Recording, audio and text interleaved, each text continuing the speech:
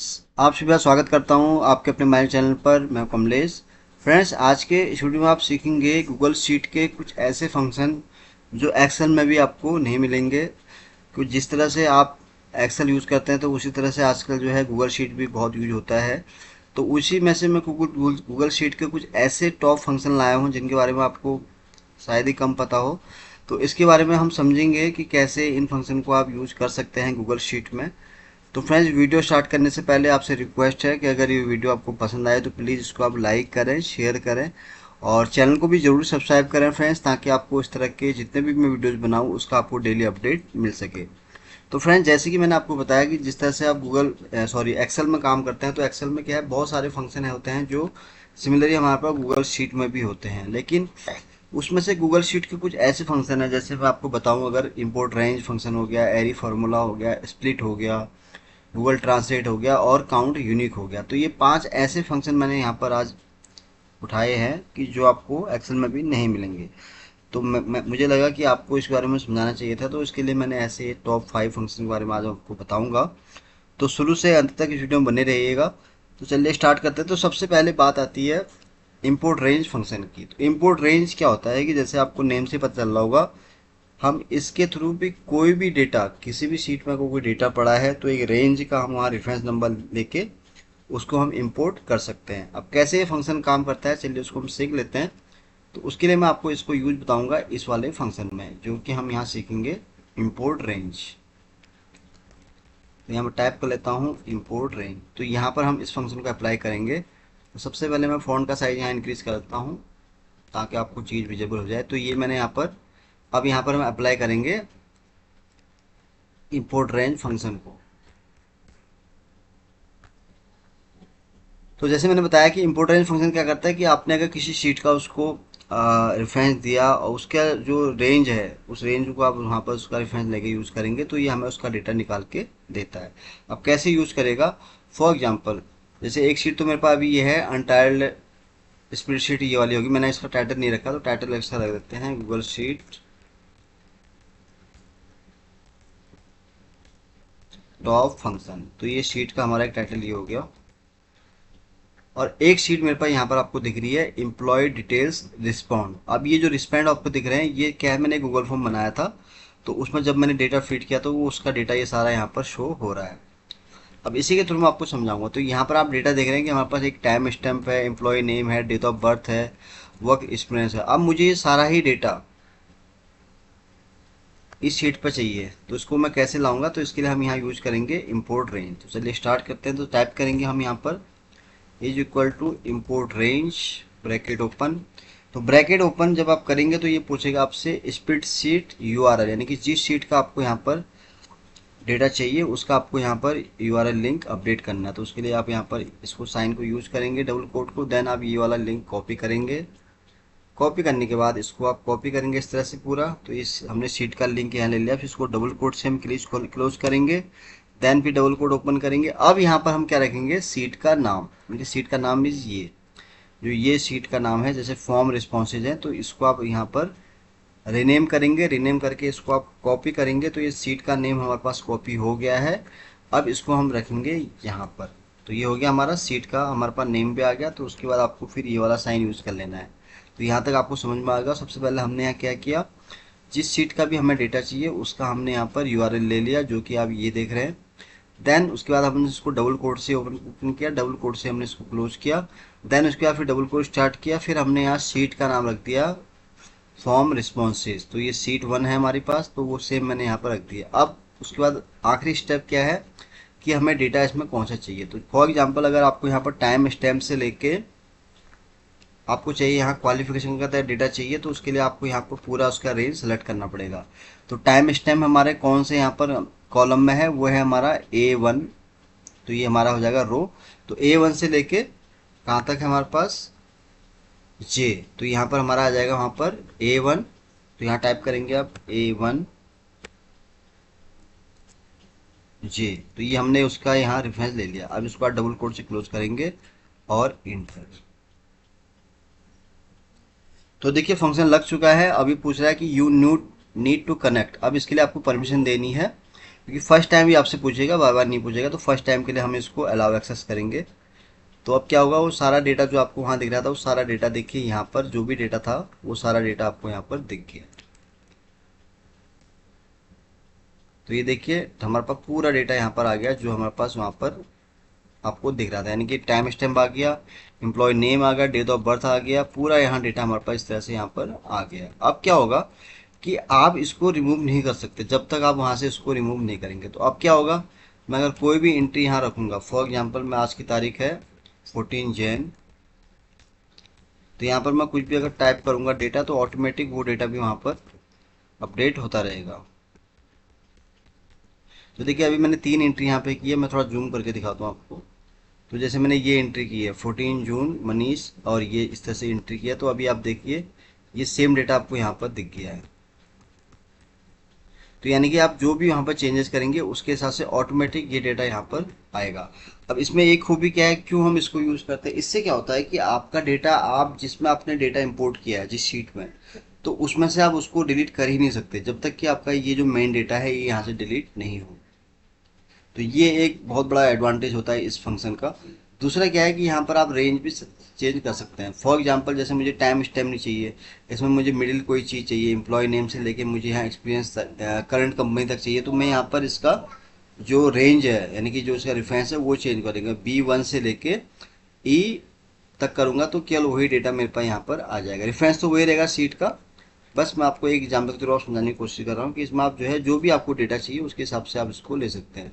तो फिर भी आज मैं बी से लेके मैंने यहाँ रखा डी तक रखा। तो अब जितनी भी उसके अंदर रेंज आएगी वो डेटा देखिए, यहाँ पर डेटा क्या है, इसके अंदर एम्प्लॉय नेम है, डेट ऑफ बर्थ है और वर्क एक्सपीरियंस होता है, यानी कि इस बी से लेके डी की कैटेगरी में केवल इतनी ही चीज़ें, यानी कि ये देखिए बी में एम्प्लॉय नेम है, सी में डेट ऑफ बर्थ है और डी में है। अगर आपको इससे अगर एफ तक चाहिए डेटा तो यहाँ पर आप एफ का रेफरेंस देंगे तो आपको एफ तक का यहाँ डेटा मिल जाएगा। तो आपको एडिट यहीं पर करना पड़ेगा, बस आपको खाली बस यहीं पर जो भी हमने यहाँ पर रेंज लिया वो आपको यहाँ पर चेंज करनी है। तो बाकी आप अपने हिसाब से इसको फॉर्मेट कर सकते हैं जिस तरह से भी आपको इसको रखना है। तो फॉर्मेट के लिए आप यहाँ पर अलाइनमेंट में आएंगे, सेंटर में इस तरह से कर देंगे तो डेटा आपको यहाँ इस तरह से दिख जाए।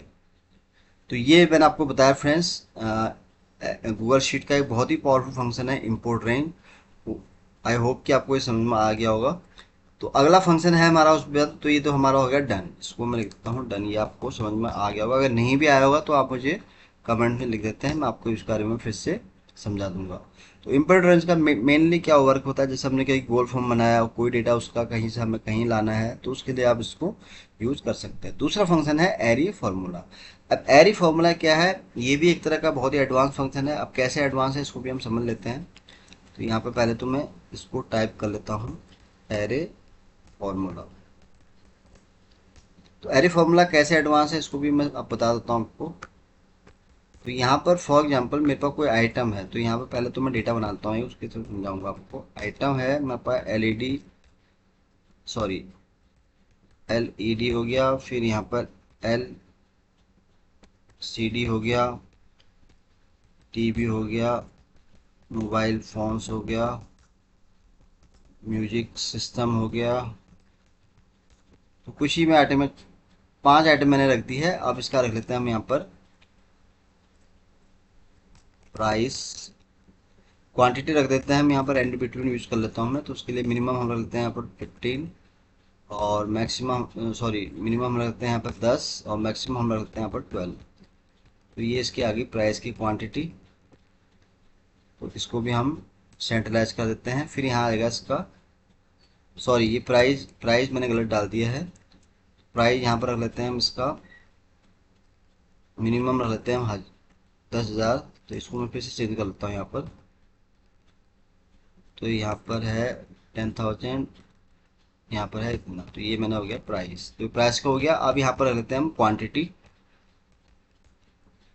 तो क्वांटिटी के लिए भी हम फिर एंड बिटवीन यूज कर लेते हैं। तो मिनिमम हम रखते हैं 5, मैक्सिमम हम रखते हैं 8। तो ये होगा हमारा, क्वांटिटी भी निकल के आ गई है। अब इन दोनों को हम करेंगे फिक्स, क्योंकि अगर आप इसको फिक्स नहीं करेंगे तो ये बार बार ऑटोमेटिक चेंज होता रहेगा। तो ये आपका वैल्यू पेस्ट हो गया। अब यहाँ पर क्या होता है फ्रेंड्स, जब हमारे पास डेटा बहुत ज़्यादा बल्क में होता है तो अगर मुझे मल्टीप्लाई करना है तो मैं क्या करूँगा, प्राइस को मल्टीप्लाई करूँगा। तो इस तरह से मुझे इसको यूज करना पड़ेगा। Multiply quantity. तो इस तरह से मुझे इसका आउटपुट मिलेगा। बट आपको ये चीज़ करने की ज़रूरत नहीं है। अब एरी फार्मूला जो है इसका आपको सॉल्यूशन निकाल के देगा। वो क्या करेगा, आपको टाइप करना है एरी फार्मूला, दैट्स इट। पहले आपको जिससे जो भी करना है, फॉर एग्जांपल मुझे प्राइस है, इसको मुझे अब क्या करना है, मल्टीप्लाई करना है किससे। तो इसका फंक्शन का क्या मैजिक है कि ये आपको वन टाइम में ही इसका रिजल्ट निकाल के दे देता है। इंटर कीजिए तो देखिए ऑटोमेटिक मल्टीप्लाई होगी। तो यानी कि आपको इसमें अलग अलग से करने की जरूरत नहीं, बस आपने वन टाइम इसको मल्टीप्लाई किया तो ये सारा डेटा यानी कि वन टाइम में यहाँ पर डिस्प्ले हो गया। अब फॉर एग्जांपल अगर आपको प्लस करना है, अब इसमें से अगर आपको प्लस भी करना है तो आपको ड्रैग नहीं करना पड़ रहा है इसमें, और वन टाइम में आपको रिजल्ट निकाल के दे रहा है। अब इनकेस अगर आपको प्लस करना है तो आप इसको सेलेक्ट करेंगे तो ये आपको पूरा ऑटोमेटिक रिजल्ट उसका निकाल के दे देगा। तो इसमें एरी फार्मूला में ये एडवांटेज है, जैसे मैंने आपको दिखाया पहले कि मुझे एक चीज़ को मल्टीप्लाई करनी पड़ रही है, उसको ड्रैग करना पड़ रहा है, बट इसमें आपको ड्रैग करने की जरूरत नहीं है। ये क्या है, वन टाइम में ही पूरा उसका एरे सेलेक्ट कर सकते हैं आप। जिसको जिससे मल्टीप्लाई करना है उसको आप उस तरह से यहाँ यूज़ कर सकते हैं, चाहे आपको सब्ट्रैक्ट करना है या एडिशन करना है या मल्टीप्लाई करना है, तो वो चॉइसेस आपके ऊपर है। तो ये था फ्रेंड्स एरी फॉर्मूला। अब हम बात करते हैं, नेक्स्ट फंक्शन है हमारा स्प्लिट। स्प्लिट फंक्शन जैसे आपने एक्सेल में टेक्स्ट टू कॉलम वाला फंक्शन यूज किया होगा। तो टेक्स्ट टू कॉलम क्या करता है कि फॉर एग्जांपल उसमें नेम होता है जैसे राम कुमार। अब मुझे उसमें फर्स्ट नेम को अलग करना है या सेकंड नेम को अलग करना है, तो उसके लिए हम क्या करते हैं, उसमें टेक्स्ट टू कॉलम करते हैं, या उसमें हम और भी कई चीज़ यूज करते हैं फंक्शन में, कई तरह के। तो सिमिलरली उसी तरह का ये फंक्शन है स्प्लिट। अब इसको हम कैसे यूज करेंगे, तो उसके लिए सिंपल मैं पहले यहाँ डेटा बना देता हूँ, फिर मैं आपको बताऊंगा। तो यहाँ अगला हमारा हो जाएगा फंक्शन स्प्लिट। तो यहाँ पर हम रिनेम। तो मैंने गूगल शीट के ऊपर बहुत सारे यहाँ टॉपिक बना रखे हैं फ्रेंड्स। अगर आपको कोई भी डाउट है इससे रिलेटेड तो आप मेरे चैनल पर आके दे सकते हैं, मैंने बहुत सारे वीडियोस बना रखे हैं। तो यहाँ पर जैसे मैं आपको नेम को बता रहा था, फॉर एग्जांपल यहाँ नेम रख देते हैं हम राम कुमार, मनीष कुमार, मनोज सिंह, नेहा कुमारी एंड राम सिंह। तो ये मैंने कुछ नेम यहाँ रख दिए हैं। अब मैं थोड़ा इनका फ़ॉन्ट साइज भी इनक्रीज कर देता हूँ ताकि आपको थोड़ा विजिबल हो, दिख जाए। तो ये अब मैंने 20 कर दिया। तो ये देखिए नेम मैंने यहाँ पर इस तरह से रख दिए फ्रेंड्स। अब यहाँ पर हम यूज करेंगे स्प्लिट फंक्शन। अब स्प्लिट क्या करता है, जैसे मैंने आपको बताया, वो क्या है कि हमें यहाँ पर अलग अलग नेम का निकाल के देता है। फॉर एग्जाम्पल अब मुझे यहाँ पर चाहिए इसका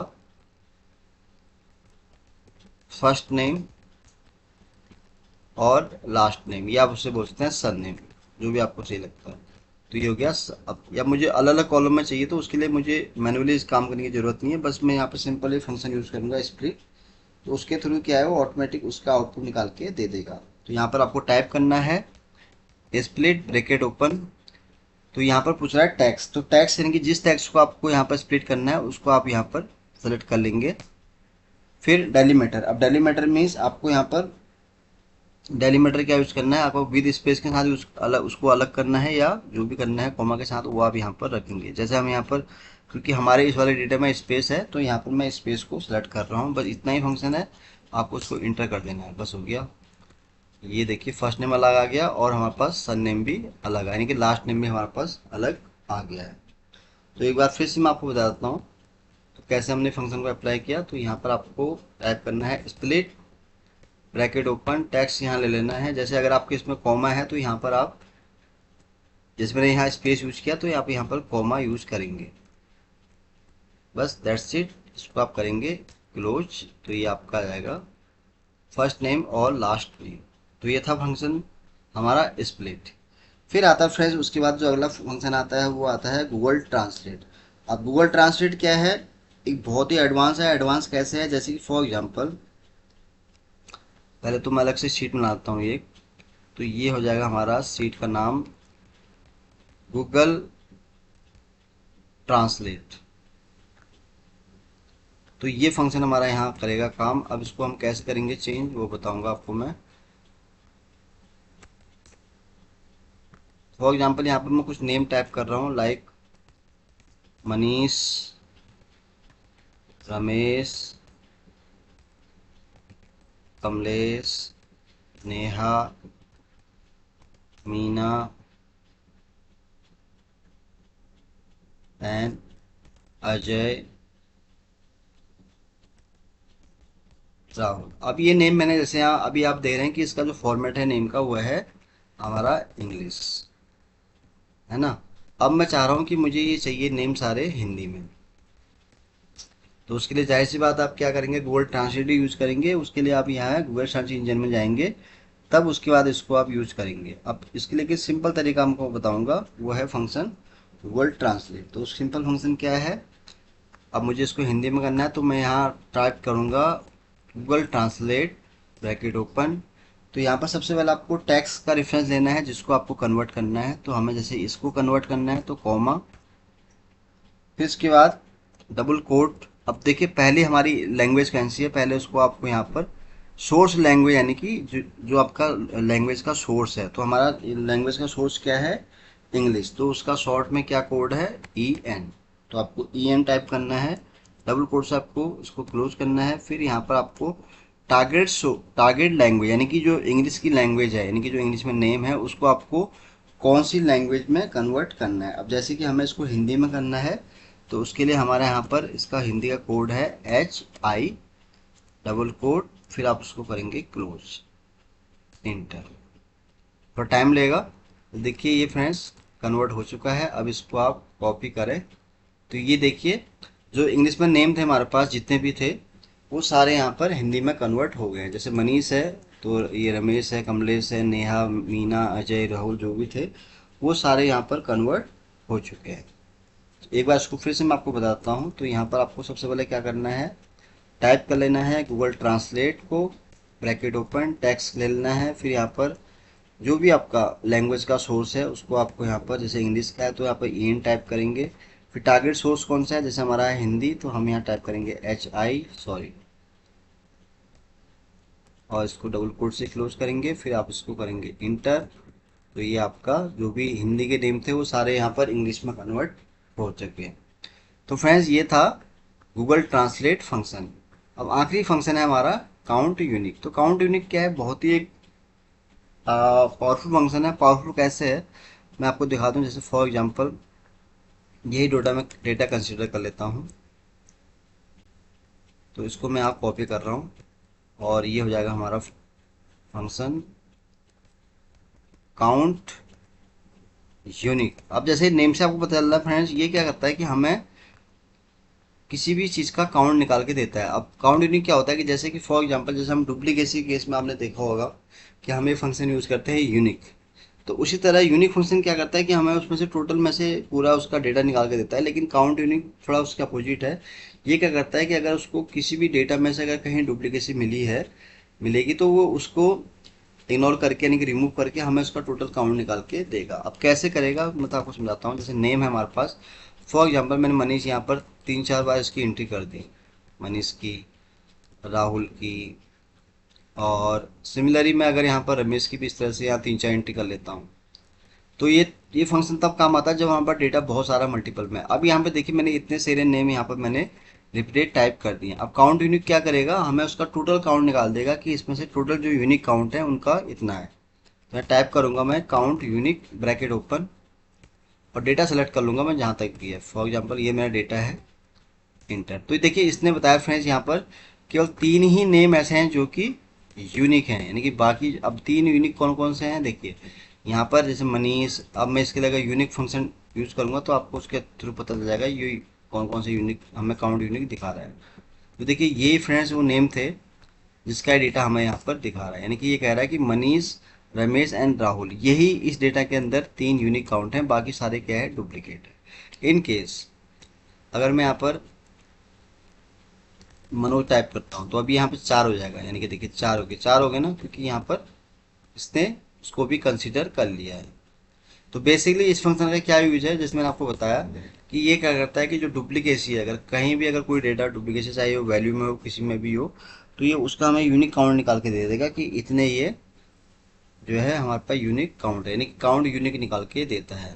तो जैसे मैंने बताया कि अगर आपको रिकॉर्ड जानना है कि वो कौन से हैं तो उसके लिए आप यहाँ पर गूगल शीट का यूनिक फंक्शन को भी ट्राई कर सकते हैं। तो फ्रेंड्स आज के इस वीडियो में मैंने आपको बताया इन 5 ऐसे फंक्शन के बारे में जो कि और गूगल शीट में ही आपको मिलेंगे।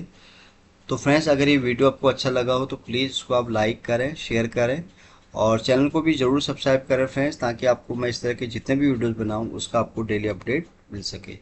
तो जल्दी ही आऊँगा फिर से एक नई वीडियो के साथ। तब तक के लिए आप अपने आप को खुश रखें और अपना ध्यान रखें। Thank you so much.